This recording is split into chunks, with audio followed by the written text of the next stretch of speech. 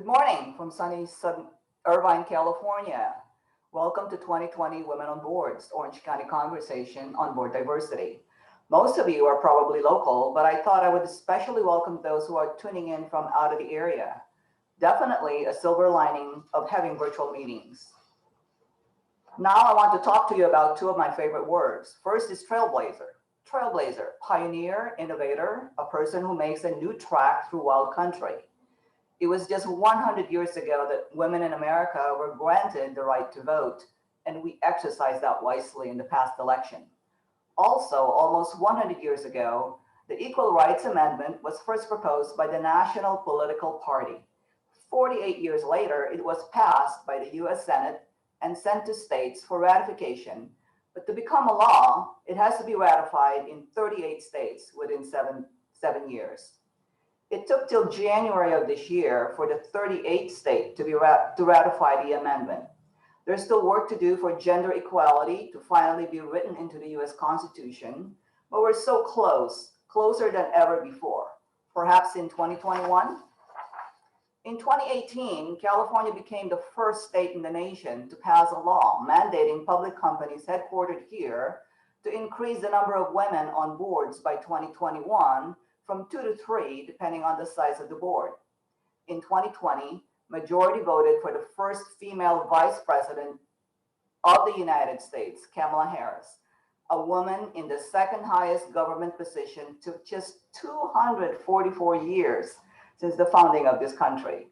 American women have come a long way, and it took more than 200 years in the making.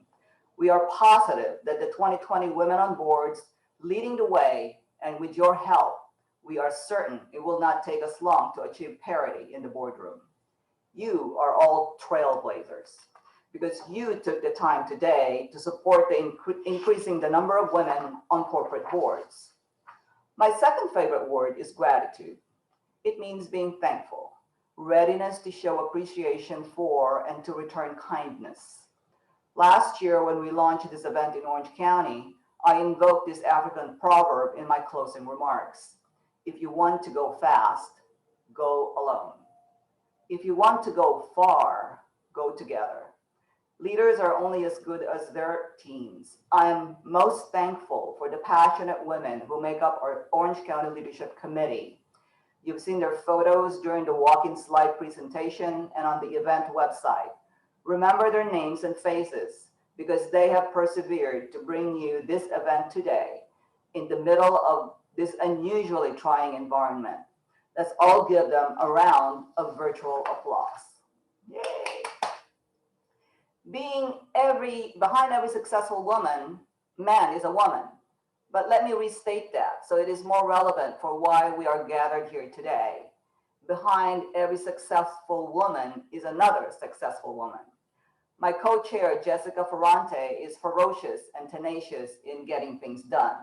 We share a similar work ethic, and for that, I'm truly grateful. Thank you, Jessica, for being my right hand in this year's challenging 2020 Women on Boards Orange County journey. Now, let me quickly go through what we have in store for you today. There are two major parts using two different Zoom technologies. This part is the webinar portion, where the main attractions are a 2020 Women on Boards update from our CEO and a moderated roundtable discussion around the theme Women Directors During Times of Crisis with our esteemed speakers. Jessica Ferrante will usher us to part two. There's going to be a 5-minute break. Then you will log off from this webinar portion and log on to the regular Zoom, the other link in your calendar invite, to join your pre-assigned breakout session. It's a can't miss and personally valuable part for each one of you. It's a 40-minute interactive discussion facilitated by a sitting director on what a journey to a boardroom might look like. So this person I'm about to introduce does not really need any introduction at all. Let's see if you can guess. She is always full of energy. It doesn't matter what time of day. I still want to know what brand of Wheaties she eats in the morning. Always wears red, as you can see, at least every time I've seen her. So coordinated and impeccable that even her lipstick and nail polish match her outfits. I don't get it. She is a relentless champion of women and of increasing their presence on company boards, having placed some of them in key roles in many organizations. She had not just big, but huge influence in creating SB 26, which eventually became a law in California in 2018. She is the reason why all of us are gathered here today. I fondly call her our Pied Piper and our fearless leader. Let's give a warm welcome to Betsy Berkumer-Crudere, the CEO of 2020 Women on Boards. Thank you, Dita, and thank you very much. What an introduction, and thank you all for being here for our Orange County event. This is the third event of our 28 city events and statewide events happening between now and December 4th. I'm so proud to be the CEO for the last 2.5 years. I'm based right here in Los Angeles, so right up the freeway from where all of you are, and it's so close, and yet in this COVID time so far away. But delighted that this has worked out to be virtual, entirely virtual this year with 2020 Women on Boards. And for those of you who become so enthusiastic about what you hear today, there are still, let's see, 28 minus 3, there's in the fourth one today, and gee, you could still sign up for about 25 more events around the globe to come over the next 2 weeks, awarding Thanksgiving week. But what 2020 Women on Boards was founded on 10 years ago, this is our 10th anniversary, was founded on the importance of tracking and counting the numbers of women on corporate boards in all public companies, the Russell 3000 companies in the US, and how women are doing. And back there in 2014, the statistic was only 2010, statistic was 14%.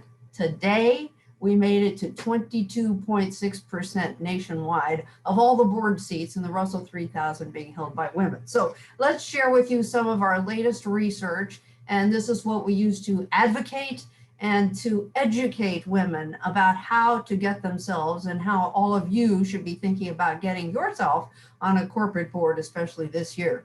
So as I mentioned back in the old era of 2010, we started at 14%, but just as recently as 2017, we were only at 15 and 16%. The red line is in California, and the gray line is the Russell 3000 US wide. So we started behind, lagging behind the national average.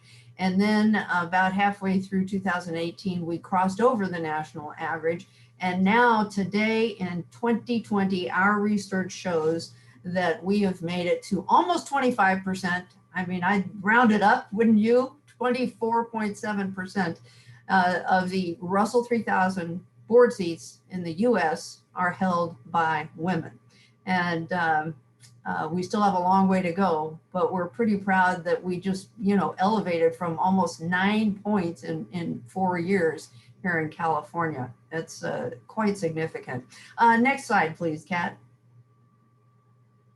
So also this year, historically, there have been very few states that have had what we call W companies, those that have 20% or more women on their boards. But now, because of all of the efforts of 2020 Women on Boards, the educating, the advocating, the collaborating with companies, we now have 23 out of 25 states, those are the largest, and with the most companies have 20% or more women on their corporate boards. And for the first time, Alabama, Colorado, Indianapolis, Indiana, Pennsylvania, Tennessee, and Texas achieved more than 20% women on boards for the first time just this year. So we're making that kind of progress. Suddenly I feel like I'm giving election results here or something, but I'm not. I'm not really, but those states that are enlightened tend to have more companies that have women on their corporate boards. And going to the next slide, please. So California has more W companies than any other state. and we have 20% more women on boards in our companies. If it increased from 38% in 2018 to 68% in 2020. This has a great deal to do with the law that I'm proud to say that I originated, and it was Senator Hannah Beth Jackson who took it to all the way to being enacted, passed and enacted 2018. The law required at least one woman on every public company board in California to be added or to replace a male who might be stepping down. And 62% of the companies actually added a seat in order to accommodate bringing a woman on board. And as of June 2020, this year, there were 1,070 women on boards here in California. Now, interestingly enough, the law also requires that a minimum of 3 women will be required on all Russell 3000, well, no, all public companies in California by the end of next year, which is really only about 13 months away. And that alone will add 600 more women to corporate boards in California. And those of you in this audience may be among those, we hope.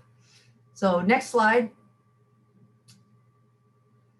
What that means also is in order for all California companies to be at 20% or more, we would need at least 173 to 209, very specifically, more women on boards. Now, the difference in the number is whether or not a woman is being added, which means there would be the 209 figure, or if a woman is replacing a male on the board, then we only need 173. That is to be at 20%.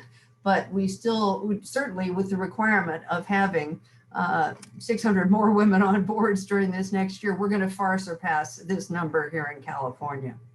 Next slide. And as you might guess, 20% is no longer good enough. That's what we started with 10 years ago, looking at reaching 20% by the year 2020.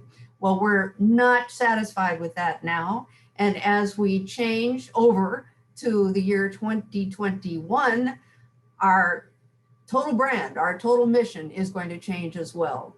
And we are going to be campaigning now for gender balanced boards.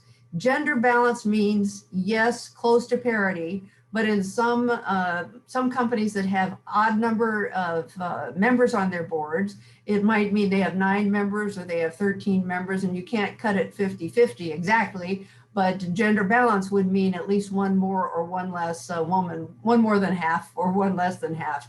And but at least we're getting to our goal of having 50% or almost on corporate boards to make a huge difference in how business decisions are made. And therefore our brand this coming year is going to change as well. To the next slide. Well, sorry, the next slide will be after this. I'll keep you in anticipation of what our new brand will be, but out of reaching gender balanced boards, there are only 5% in the country that have gender balanced boards at this point. And in 2019, there were fewer than there are now. Nationwide is the red column, and the dark red column is California. So nationwide, 116 companies last year had gender balance, and 25, nationally, and 25 in California. This year, 163 nationally have gender balance boards, and 36 in California. That number will definitely change as our campaign forges ahead, and with all of your effort to help in the execution of our mission to gender balanced boards. It's not really what could even be considered a quota anymore. And we're not locking ourselves into a year. We're a specific year like 2020 or 2030, because it could happen at any time for any company, and the sooner the better. We're looking forward to that. Next slide. So as of June this year, 504 of the California companies have been in compliance with SB 826. That was just one woman required. And that was significantly up from where we were previously. before 2019, when so many women were added to boards, we were way down. There was at least 200 added last year, coming up to this 504 number. Next slide. There we are. And by the end of 2021, when women are needed for all California companies to comply with SB 26, 520. I mentioned 600. I know it's going to be in the 600 realm, but 520 is the absolute hard line number for the Russell 3000 companies. For companies that are smaller but are still public, that will get us up into 600 more seats for women. Interestingly enough, last year also, that most companies added a seat legally and physically, added a seat for a woman rather than waiting for, or they didn't have one of their male board members stepping down or retiring, so that the companies added a seat for women. And I think, I know that that's what's happening throughout the country as well, because the California law has had a ripple effect across the country, with making such an impact, such an impression that companies, we've already won the hearts and minds of companies and shareholders around the country. And I don't even really think that other states will need to have laws, because the understanding in the business world is that having women on boards is an absolute business imperative for more profitable, more productive, and companies and the workforce is better engaged. So keep thinking about that number 600. Let's move on to the next slide. This is our vision, our new vision.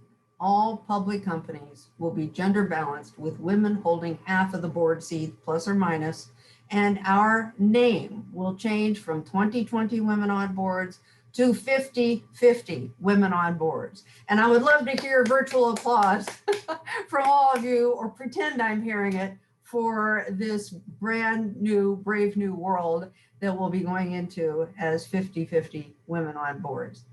Next slide.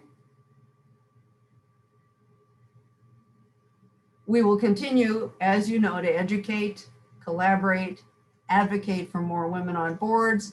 Our website will be changing.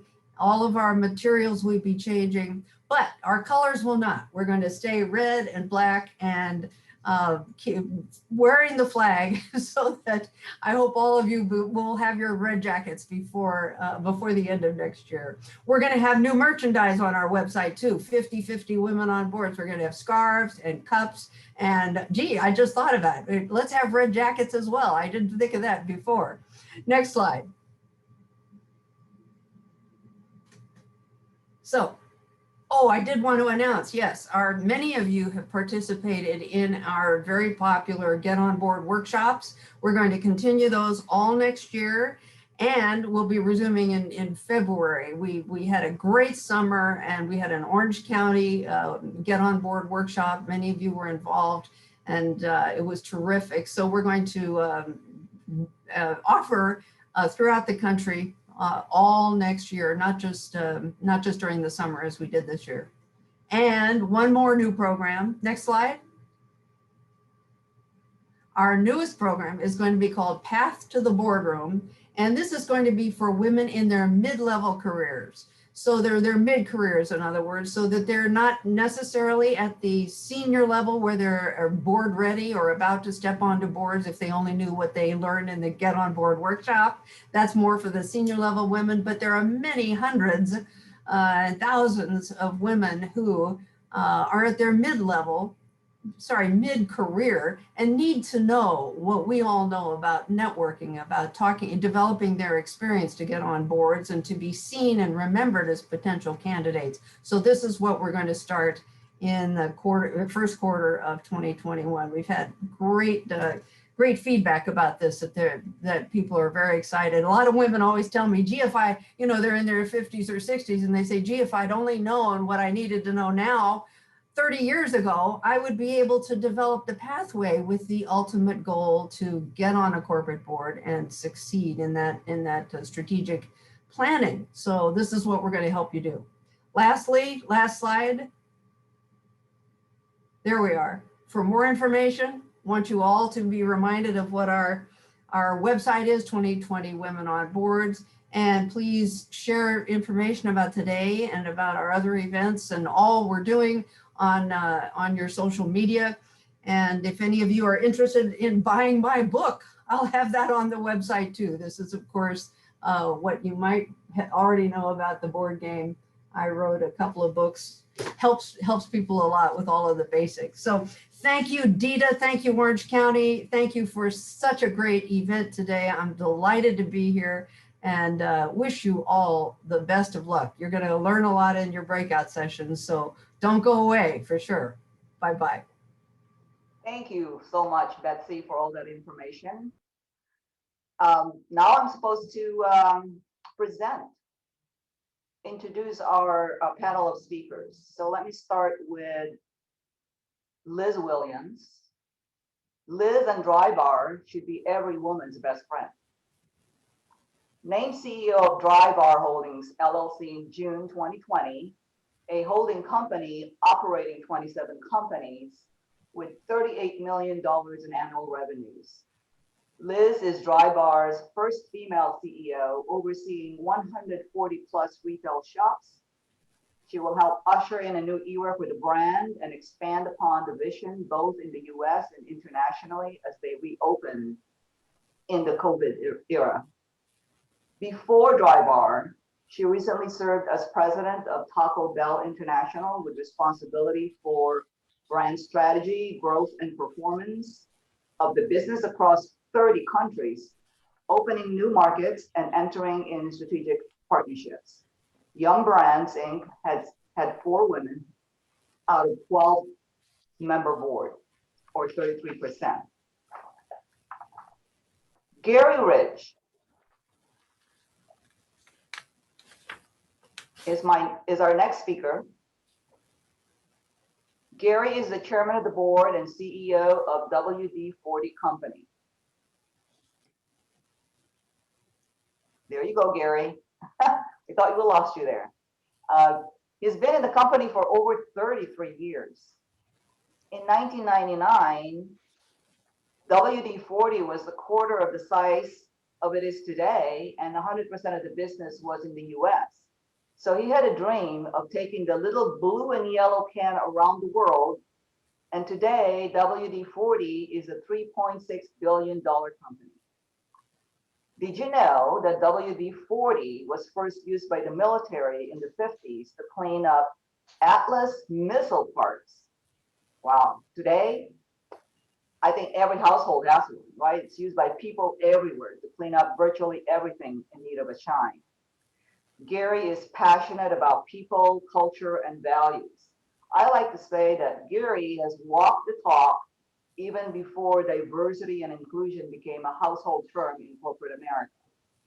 He is an accomplished author, speaker, and adjunct professor at UC San Diego, Master of Science in Executive Leadership. WD-40 has 3 women on its 11-member board, or 30%. Way to go, Gary. Our next speaker is Kate Duchenne. Kate is the CEO of RGP. There you go, Kate. She was a former defense side labor and employment law attorney for a major national law firm.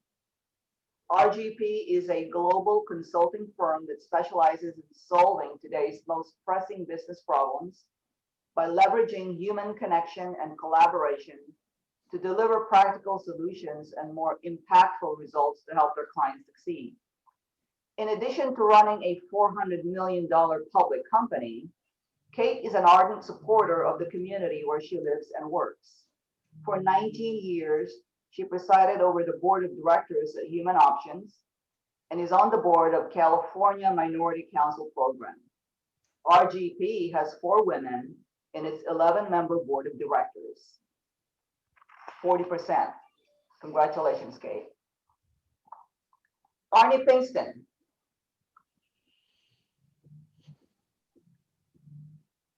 Like Kate, Arnie Arnie is also a lawyer. He is currently the Vice President and General Counsel at Edwards Life Sciences Corporation, a $51 billion company. Edwards specializes in using their proprietary know-how to make artificial heart devices and technology. Before joining Edwards, Arnie served in general counsel capacity at several large public companies such as Allergan, Beckman Coulter, Eli Lilly, and most recently at CoreLogic. Arnie currently serves on the board for BioRad Laboratories, a New York Stock Exchange public company, the Forum for Corporate Directors, and the Board of Governors for the Orange County Community Foundation. Edwards Life Sciences has 3 women in an 8-member board of directors, or 40%. Congratulations, Arnie. The words that best describe our moderator today, Connie Deacon, is best-selling author, senior executive advisor, keynote speaker, research-based social scientist. Connie is the founder of the Influence Lab. She advises C-level executives at the world's biggest brands on the complex, rapid-fire challenges of influencing positive change. The Global Gurus organization named Connie the world's #1 executive communication coach in 2020. She is also a member of the elite core of Marshall Goldsmith's 100 coaches. Connie built her unique skill set as a television journalist for NBC and ABC. Her reporting has been honored with 5 Emmy Awards, 2 Telly Awards, and induction into the Radio and TV Broadcasters Hall of Fame. Connie wholeheartedly supports gender parity, and this is the reason why we're so lucky to have her join us today to moderate a roundtable discussion with Arnie, Gary, Liz, and Kate. Ladies and gentlemen, please welcome Connie Deacon. Well, welcome to all of you, and thank you very much, Dita. Thank you for enjoying and asking me to be here. Now, you at home watching or wherever you're watching, you may be noticing, her features here on camera are slightly lagging behind what we're hearing. Well, the good news is what you hear is most important. Now, I want you to know I tried to fix it here with some WD-40 that Gary gave me, but that didn't work. But it turns out the problem is that this big windstorm has blown through my area. I'm to the east of you, and many people are without power right now. So I'm feeling very fortunate that I have this. As a matter of fact, if I wanted to, I could use this blow dryer. Well, you can't really see it there now, can you? Because it kind of gets out. I assure you, this is a blow dryer from the dry bar. But I won't be using that. We've tried everything to fix it, but we're carrying on because that's what we do. So why I am here is to guide you on a journey to your future as a board member. And we have, as Dita just showed you, 4 really exceptional executives who I know you want to hear from. And so I want to give you a little context first for this conversation and why you should listen for.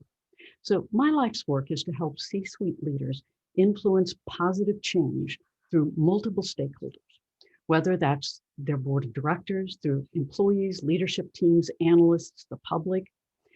These leaders that you're about to hear from balance their influence every day, and they're very intentional about their influence. And I want to ask you also to be intentional about why you want to be on a board.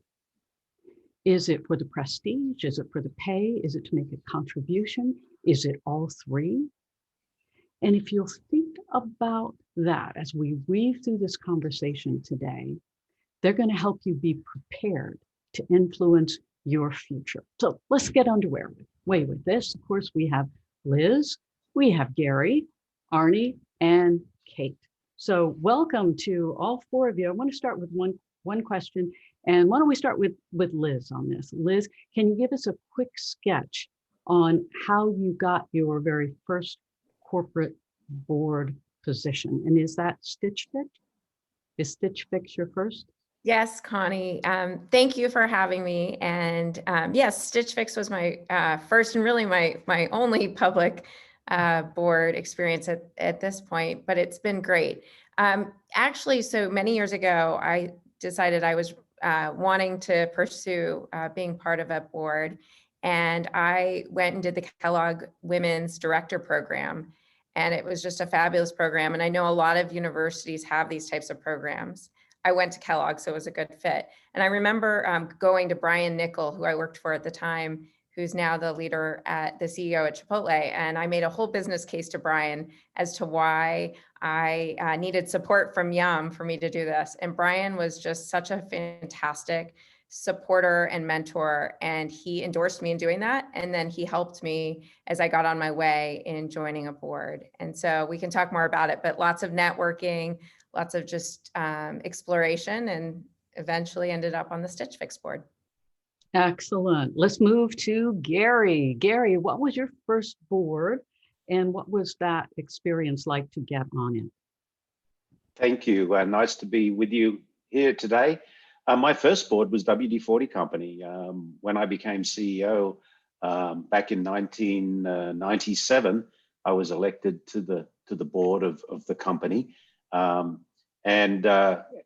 an operating board member or part of the management team, of course, what was really important to me was to understand that the board is a strategic asset, and one of the things that we have to do as leaders is to ensure that we can get a board where we left them. And that's one of the big learnings on boards is we have board meetings, people leave and they go off and do their normal thing. A job of a leadership team is to make sure that they don't suffer from what I call 89-day memory loss.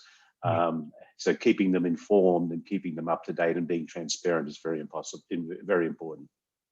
All right, and we'll talk some more about, I know you just joined a new board too, and we can get into that in a bit. Let's go to Arnie. Arnie, you have served on multiple boards, and as we heard, you were on this BioRad board right now. Tell us about your very first board and what was that like? The first board I joined was Janus Capital Group, which is in Denver, investment management company. And I was wooed to that board by an acquaintance I met in my days as a general counsel at Beckman Coulter. The chair of the board there was on the Janus board and invited me to join then. And as Gary said, boards are a strategic asset, and I agree with that wholeheartedly. So, getting onto that board was a great responsibility. A different industry for me, investment management versus healthcare, which is most of my career. So I had a lot to learn to join that, but I had other talents I could bring to that board. And we'll talk more about that later. You bet. And that is a vital point that people want to hear about. Kate, you have been the CEO now of RGP for 4 years. You joined their board just 2 years ago. Was that your first corporate board? Yes, it was. And I joined about 4 years ago, actually. I joined just after I became the CEO. And so that was my first public company board position. And what was that process like? And how do you contribute differently as a board member than you do as a CEO? Right. So it's interesting because I've been with the company a very long time, and I served as the company's chief legal officer for a number of years before I became the CEO and then joined the board. So really, I took the opportunity when I became the CEO to reintroduce myself. I'd been more of a support player, certainly working with former CEOs of the organization, and I'd always been an advisor to the board. But now I became more of a leader, and that was a shift. So as I interviewed for the CEO position, and this is, I really went into that meeting saying, let me introduce myself. Even though I've known you all, I'm going to introduce myself in a new light. And that sort of set the stage of how we've developed a relationship as the CEO sitting on the board as the leader of the operation. So it's been an interesting journey. You know, what a point there of let me introduce myself, because so often people do get pigeonholed of this is who you are, this is what you are, this is what you bring. What sort of things did you want to highlight that maybe they did not know about you, Kate? That I'm a change agent. And in a supporting role, often, my loyalty was to further the agenda of the leader, as long as I felt it was ethical, et cetera, which I've always felt that way. But I wanted the board to see me as the change agent I knew our organization needed. And that required them to really put on a new set of glasses and to understand that I had a vision to continue moving this company forward, but I wasn't just going to be more of the same. That's a bold statement to make. Did it feel bold at the time to you? It did, especially because the chairman is still our founder is our chairman. And I have another former CEO that sits on the board. So I do have a lot of historical perspective, and I had to be a change agent at a time where I had to respect the past, but evolve for the future. And it did feel bold, but it also felt right. So if you feel very centered in your strategy, that's where I drew my confidence. Love that advice. You know, Gary, as I was going through your board on the web, and I encourage that you all do that with all organizations that you want to be a part of, something really stuck out to me, and that is on the last line of each board member's bio. You wrote in there, what makes this director valuable to the board's capabilities? Tell me more about that. Yeah, thanks. One of the things that's important to us is doing what we call a board skills matrix. So we look at the strategy of the company, the competencies that we want to have in the organization, and then we look at what gaps do we have on our board to fill that competency. And if you look at us being a global company, in fact, we'll have 4 women board members on our board once we have our annual shareholder meeting coming up in just a couple of weeks. We've got a new lady joining our board, but we want to make sure that not only are we bringing diversity of gender, diversity of background, but also diversity of experience to best help us build an organization where people go to work every day, they make a contribution to something bigger than themselves, they learn something new, they feel safe and are protected by a compelling set of values, and they go home happy. Because we truly believe that's why we're there to serve. People are the most important asset in our business, and that's what we really focus on. So we want to make sure that we're deliberate. I often say there's nothing like the freedom of a tightly defined brief. I love that. Now, when you were saying here that you are adding a new person to the mix, what gap were you looking to fill beyond the number of females? What are we adding to boards today? What kind of skill gaps are there? It actually depends on the business you're in. We have 2 board members retiring. That's why we're bringing on a new board member. But certainly what people are looking for today is digital competence, raising your digital IQ. E-commerce is very important. Cybersecurity is very important. And then in our case, international, we operate in 176 countries around the world. We have one of our board members who's based in Dubai. We have another board member who's French. So it's really important to have that diversity of culture because we need that to serve our customers. So those are some of the areas that are important to us. Are you thinking of adding younger board members as well? Because traditionally it's been the bent of people who had been CEOs and who were leaving those positions and were late stage in careers. What about younger people on boards today? Well, yeah, I guess definition of young is relevant, but we actually do have younger board members on our board. One of our female board members is not in their 60s or 70s, so that's important. You know, I'm not going to talk about ladies' ages on a webinar. That's a place I'm not going to go. But certainly, we believe diversity of age, diversity of gender, diversity of background and ethnicity is very important. Let's go to Arnie here.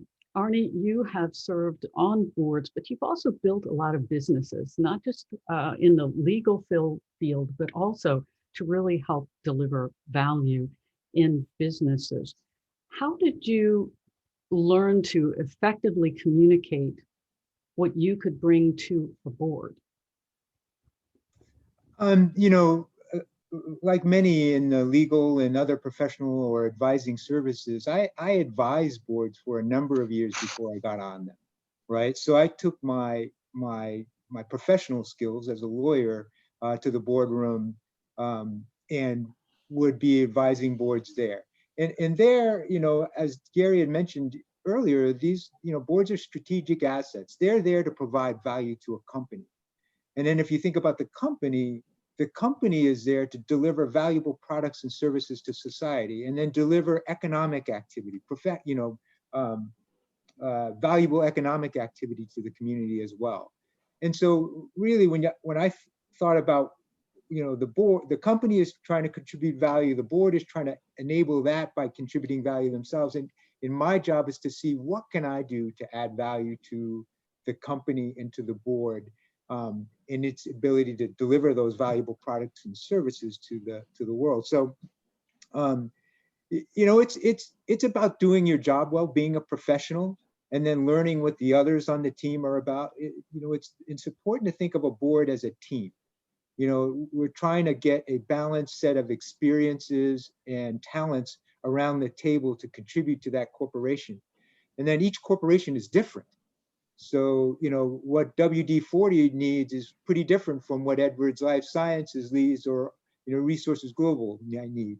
So you need to sort of build the board to fit your company.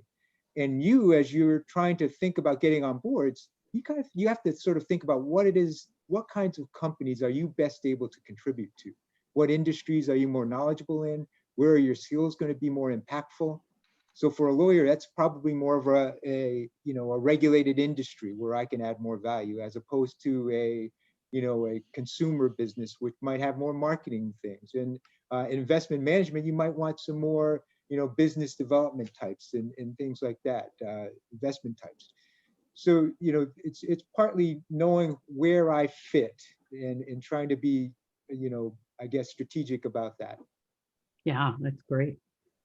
Liz, your company at this point is not a publicly held company, but as you're growing, what do you think you would be looking for in a board? How could women who are looking to get on a board add value to you? Yeah, so Drybar, the division of Drybar I run, is a privately held in terms of private equity. And so I do recommend, we do have a board of which I'm a part of the private equity, not part of the private equity group, but part of the board that serves alongside with them. I do recommend, as people are thinking about joining boards, there are a lot of private equity backed companies, and that is a great place to start in terms of considering different board positions. In terms of what we're looking for, I think I echo what everyone has said. Oftentimes it's finding something specific, whether it's an audit committee or a compensation HR type committee, or board development, you know, thinking through where your skills would fit. I know there's probably a lot of people on this webcast today that have financial backgrounds. I would say for those of you, audit committees are oftentimes seeking people that do have that background, and you don't have to be a CEO. I was a former CFO. So, in terms of joining a board, almost every conversation I had as I was talking to people was about being a member of the audit committee. So really, I echo what Arnie was saying, figuring out what your specialty is. And if you are a finance background, you're probably going to be on an audit committee. So let's talk about your journey then to the Stitch Fix board. Tell us how that came about and what it was that you did that you believe they selected you. So Stitch Fix, for those of you that don't know, it's an online personal styling service. And I've always had a passion on in relation to consumer businesses. And I networked, got connected to Katrina, who is the CEO. And I'm pleased to say Katrina has built a board that actually, I was counting up in my head, I think as of today, we have one more female than male members of the board, but pretty much at that being one of that 5% statistics.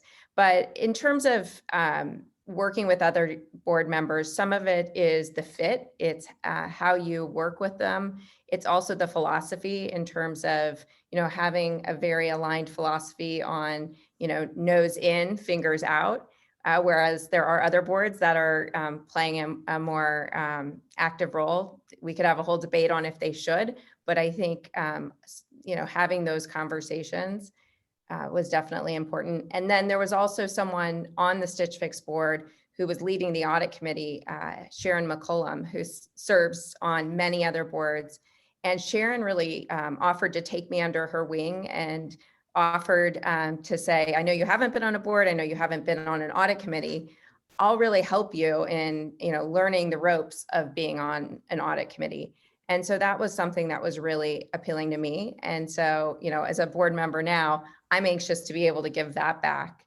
And I'm sure all the other board members on this panel, have taken people under their wings as well. And I think that's really important. The first board that I was on, I sat back for a bit and wasn't really contributing at first because I felt I wanted to get to know the lay of the land first. And after the second meeting, one of the board members pulled me aside and he said, Connie, what are you waiting for? I said, well, I feel like I should get to know things first. And he said, it's time to contribute. And he just pulled me aside and said, stop, that period is over. Get in there, girl, or otherwise they're going to wonder, why are you on this board? Have you ever had a moment like that yourself, Liz? Or I'm not sure if it's confidence or what it is. To some degree, I think when you first join a board, you have to continue to remind yourself you're not running the company. And so there are times, I'm a very action-driven person where you do want to interject and I do, have to watch myself to make sure that I don't.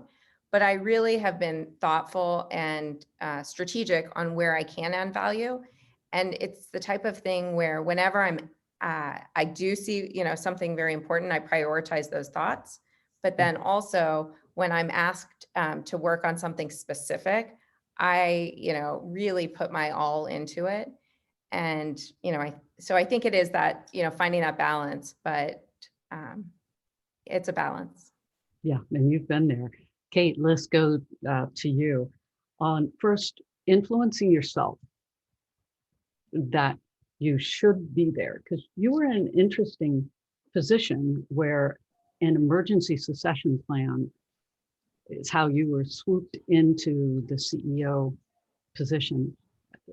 Tell us a little bit about what that is like, and then being put on the board and how that affected your ability to contribute to this board. Well, I had the benefit when so I took the CEO role as an interim candidate, and I knew the board was going to be conducting a search, an external search as well. In fact, I'd also been the head of our people organization, and they came to me and said, will you run the search for the next CEO? And I had to think about it for a moment. And then I said no, because I want to be considered, which I think stopped them a little bit and said, oh, okay, well, maybe she's ready. So I was in an interim role. I knew I was competing with external talent as well. But I already had very strong relationships with everyone on the board. They knew me. I knew they trusted me. But did they see me as strategic and as elevating to that most senior level decision-making role? And so that's what I had to work on and adjust our relationship a little bit because of the history I had with everyone. And I must say, our board was very open to the pivot.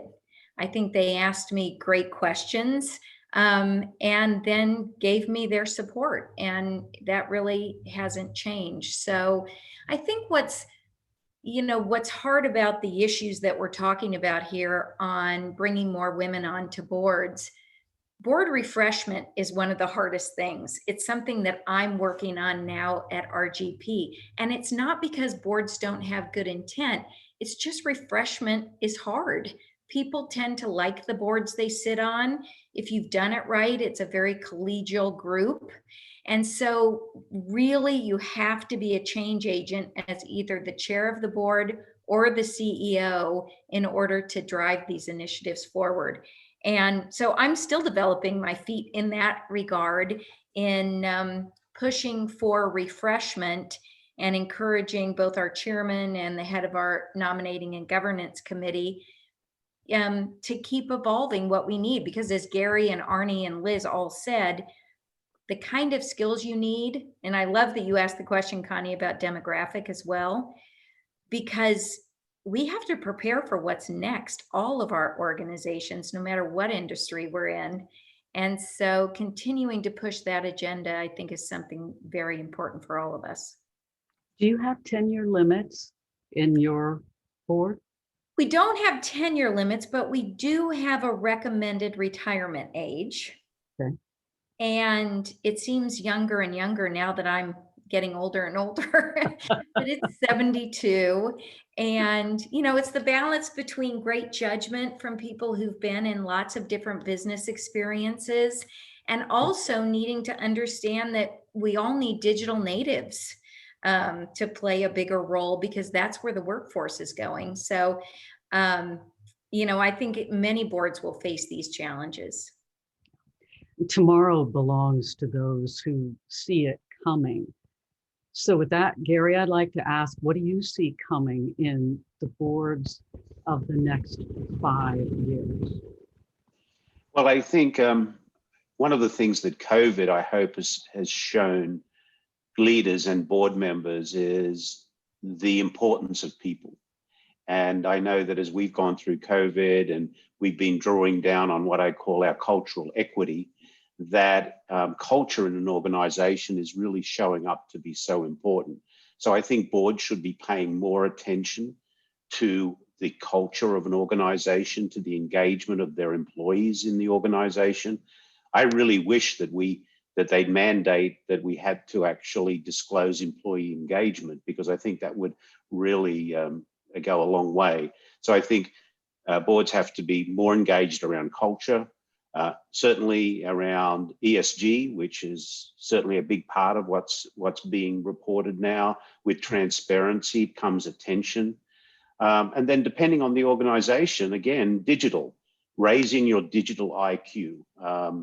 Again, COVID has made being virtual mandatory. And what are we doing to be better at virtual? I think our last 3 board meetings have been fabulous in a virtual format. And I think we're going to become more skilled at doing that. Take us inside a board meeting, if you will, there, Gary. For those people who haven't been, can you break it down into how you think people could make a better contribution in a board meeting? So today, if they're virtual, one of the things is, of course, that we have to be able to get to clarity much quicker. But what else? Take us inside a board meeting and a great board meeting. Sure. A great board meeting is a conversation. It's not about, the perfunctory things that a board has to do get done in committees. So let's get that out of the way and they, do that. But one of the things that is really important in a board meeting is inclusion. I think at our last virtual board meeting, apart from the board, I think we had nearly 40 of our leadership group from around the world in our virtual room. One of the things that's been very valuable is we pre-record now all of our board presentation and sharing information, and we send it out in an MPG format. So they actually are watching a movie before the board meeting. And what I found is the board members have come to the meeting more prepared. I think respectfully, what used to happen before is we'd send out all the board information. They'd certainly do their diligence and read it and get into it. However, they knew that they were going to be presented to in a session. Now they're not being presented to. So some of our board members have been watching these videos 2 or 3 times. So they come to the meeting even more prepared and asking better questions. And it's the quality of the question that equals the value of the output. So I think it's that conversation around what the important topics. We put out an annual board management participation schedule, so we know what's coming up at different times. So we want to hear from the board. We want to know where their scar tissue is. We want to understand where their learning moments are so that we can take those and turn them into quality outputs for the company. The internet democratized influence, but the pandemic pretty much shattered it. I mean, the pandemic has been the great equalizer, and it sped up the inevitable shift from top-down influence to peer-to-peer. There's no one sitting at the end of the board table anymore, causing us to rethink the way we do everything. So, Arnie, how do you think people should be rethinking their boards? How would you want a company to rethink its board? Interesting. In light of the pandemic, in some ways, I'm going to, and this is just semantics, if you would, I'm going to disagree with you a little bit. The pandemic has been somewhat of an showing the inequalities, the inequities of our society sort of get exposed by the pandemic. And there are haves and have-nots, and I look at what it's taught me is that we're kind of all in this together, and until we can get the all of us healthy, the all of society healthy, it's going to be a struggle for all of our businesses, because we just serve that society. If our society is not as healthy, it's going to be more difficult for all of us to do business with them. As I think about the effect on boards, the getting done work virtually is important. How do you actually interact well that way? We like to think at Edwards that it's the in-between moments, the casual collisions where we innovate, where we come up with our best ideas. So we're trying lots of different things in our meetings to actually have some of those more casual conversations, to linger with board members and executives linger with each other. But what hasn't gone away, what's sort of the anchor of it all is that my fellow panelists are all CEOs. Those are tough jobs. I'm not sure I could do it. I'm not sure I would want to do it. You're the leader, and many people will tell you it's lonely at the top there because the buck always stops right there at the CEO. You're on the board. There's nowhere else to go. What a board can do, especially in this time in the pandemic, is they can be that friend. So when I've seen boards work really well, it's when the CEO is so completely open and honest and sort of uses them.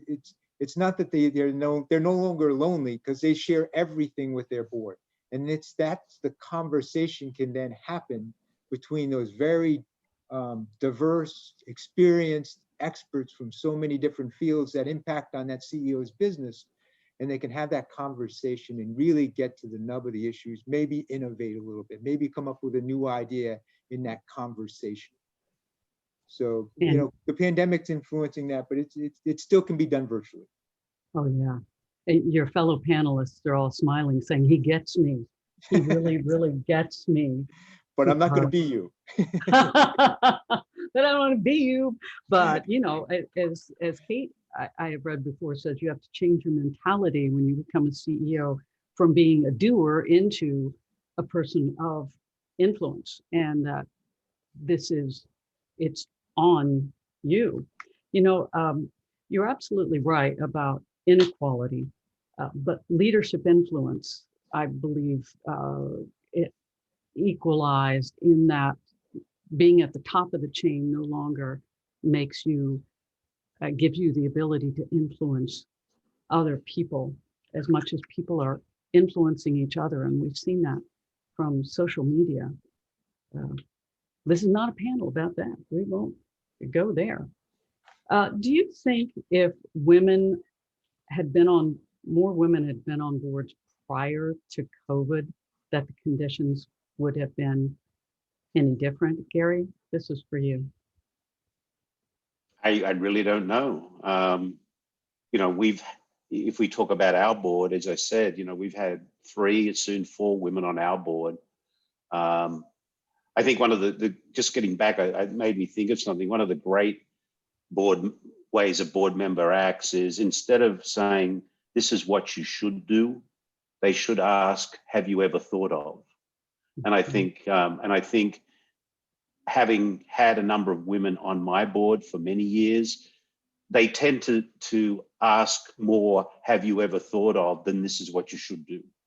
Because the have you ever thought of question is one that opens the conversation. You know, as the CEO, I've said forever, I'm probably wrong and roughly right in most circumstances.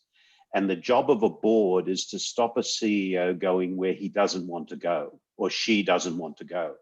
And we will go places we don't want to go without those, you know, those soft boundaries that are really baked into our purpose and our values and our strategy in the organization. So I welcome, you know, the board members who kind of say, hey, have you ever thought of this? Or do you believe that's the direction we really should be going in? So I think, again, a female, a lady board member is better at asking the question, have you thought of, than sometimes the dominant male board member that says, this is what you should do. Prescriptive, this is it. Let's take that to the other panelists then, of a quality then that you believe that a woman brings to a board that perhaps is not instinctive to a man. Liz, let's go to you. Yeah, so I would say empathy, being an empathetic leader. And not to say there's plenty of men that I've worked with that really exhibit that trait, but I can think of in the last couple of weeks going through just a tough situation. And the only female board member on the dry bar board called me one day and just said, how are you doing? Like, how are you, more on an emotional level going through everything that we're going through? And certainly some of the male members have asked that in different ways, but, I think the way it was asked was just such a direct, empathetic, thoughtful approach. I really appreciated that. You know what I love about what you just said there, Liz? You turned on the head the old slam that women used to get about being emotional. It's not emotional, it's having depth and having empathy for other people. Do you agree? I would agree. Yeah. Okay. All right. So let's go to Kate. So one quality that you think that women bring to a board. I would echo empathy. I think that's absolutely critical, especially as we move into this next 5th industrial revolution, which is all about bringing humanity into the workplace. But I think women tend to be very creative too. I loved what Gary said about asking the soft question, because I think as a CEO, one of the challenges is, especially a female CEO, so I don't know what Liz would say, we need to be definitive. We need to be viewed with strength. And so I think it's harder sometimes for us to balance inviting a conversation with a board member so that you don't feel like you don't know your strategy or haven't made a decision. And I think women are still, we still have to prove ourselves in that regard. I'm sorry to say it, but I think it's true. So I think creativity is really critical, and inviting the conversation with the board to provide input, but at the same time knowing that you have a full grasp of your business and your strategy. So takes both art and science, I think. Yes. And women are good at that. Women are good at multitasking. Women are good. I remember reading an article from a social archaeologist that talked about how women lead differently than men, and tying it back to, hunting and gathering activities. When the men went out to hunt, the women had to collaboratively figure out how to run the village. So I think back on that story often when I'm leading the company and working with the board, and bringing the skills that are very authentic to me. Because one thing we haven't talked about yet on this is being authentic. You're never going to succeed to your full potential if you can't be who you are and who you're meant to be. And I think that's really critical in bringing our own leadership style to the boardroom. And you brought that to them, even with that question of saying, I want to introduce myself, please allow that time. So in authenticity, I mean, presence is what remains in your absence. So as you leave the room, then what are others, how are they describing you?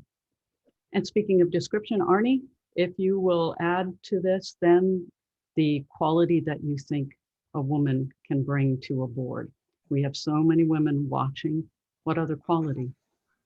I actually am going to endorse Kate's comment, the authenticity.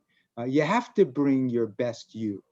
And, I think another comment I think that was raised earlier by one of the people associated with Women on Boards 2020 is this concept of gratefulness. So I think if you were to combine your best you, when you're grateful, when you're feeling really good, and you understand who you are and what talents you bring to that company, and you're fully engaged, you don't wait to engage. You're prepared, you do the work. If you come in there and you're your best you're your empathetic best, you're your grateful best, and you bring those talents, just bring them, be engaged. And if it's the right fit, if you're in the right company and you can contribute, everyone will be happy to have your contributions, because people on boards, people in companies want to succeed. They're powerfully important entities. They do lots of good for society. And if you can contribute, people will be won over by your best you when you contribute.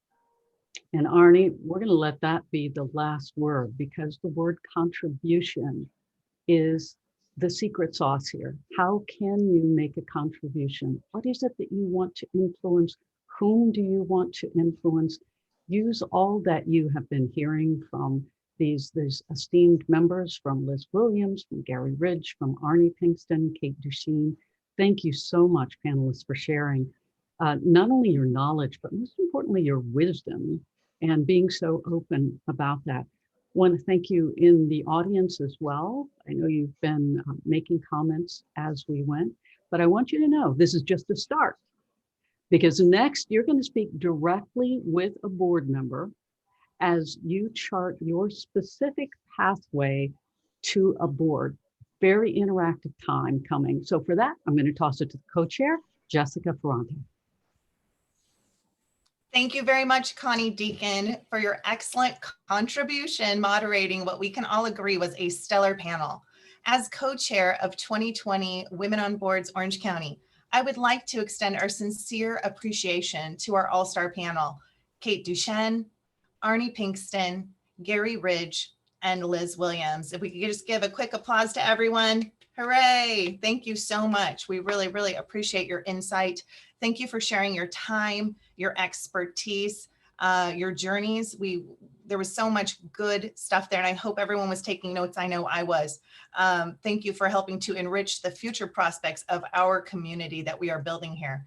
I would also like to thank my wonderful Orange County Chair, Dita Shemke.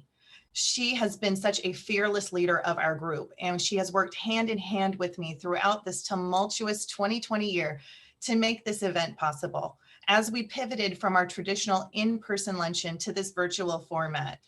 Dita and I sincerely hope each and every one of you have a wonderful experience, forge powerful connections, and come away with actionable steps in your journey to serve on a corporate board of directors or as a board advisor. Before I break down for you how the second half of this event will go, please allow me to give you a little more insight behind the scenes of this event. This event would not be possible without the year-long voluntary efforts of our leadership committee members. Marguerite Clark leads our PR and marketing committee, and she's amazing. Julie Shaver is the co-lead of our sponsorship committee, and I know that everyone at RGP can agree that she's wonderful. Marla Noel and Katie Goshtaspi lead our director coach committee, and they work tirelessly to line up the people that we will have for your director coaching for this event. Dr. Sean Andrews assists with our technical infrastructure support. She has pitched in and helped at a moment's notice with so many things. Thank you so much, Sean. Lori Shallow and Katie Coster hold dual roles as both leadership committee members and director coaches. They are total dynamos. Additional thank yous go to the rest of our committee, which is Elise Luckham, Tracy Shirachi, Judith Lakomsky, Cindy Juhas, Susan Heller, Jennifer Haas, Pam Hedges, Sue Paternack, Gloria Lee, Janet Steiner, Joanne Schroeder, Leah Peterson, and Di Pritchett. Thank you guys all for your contributions. Thank you also to the additional people behind the scenes, the staff of our 2020 Women on Boards headquarters and our production team. Our next segment will bring you the most personal and direct value based on the overwhelming positive feedback from our past participants. You will have the opportunity to network with a small group of elite professionals and one of our experienced VIP director coaches. We listed all of these amazing ladies with their names, titles, experience, and photos on our website when you entered and when you exit this webinar portion of our event. I wish I had the time to list them all now, but you would all leave. These director coaches have a broad range of experience in leading publicly traded companies, large private corporations, and large nonprofits. These strong, intelligent women know what it takes to serve in the top boardrooms around the world. They have graciously volunteered their time to personally assist you in your quests to pursue board service or enhance your career. Here is how the second half of our program will proceed. In a moment, we will take a 5-minute short break. During this time, you will locate your second Zoom link and transition into your personalized breakout rooms with your experienced director coach for the remaining portion of the program. If you have any technical difficulties entering your breakout room or throughout the remainder of the event, please email events@2020wob.com. Please take a moment to write this down. events@2020wob.com. Thank you to our event silver sponsors, Edward Life Sciences, Chipotle Mexican Grill, Piper Sandler and Company, and Lisa Chapman. Thank you to our event bronze sponsors, Stiefel, System Source, Greenberg Traurig, CalAmp, First American, CoreLogic, Ernst & Young, Deloitte, and Revolve Law Firm. This concludes the webinar portion of our program. Your breakout room coaching will start in a few minutes at 12:50 sharp. Please feel free to use this time to take a break, stretch your legs, grab some water, and then proceed to join your breakout room in exactly 5 minutes at 1250 sharp. Thank you all very much.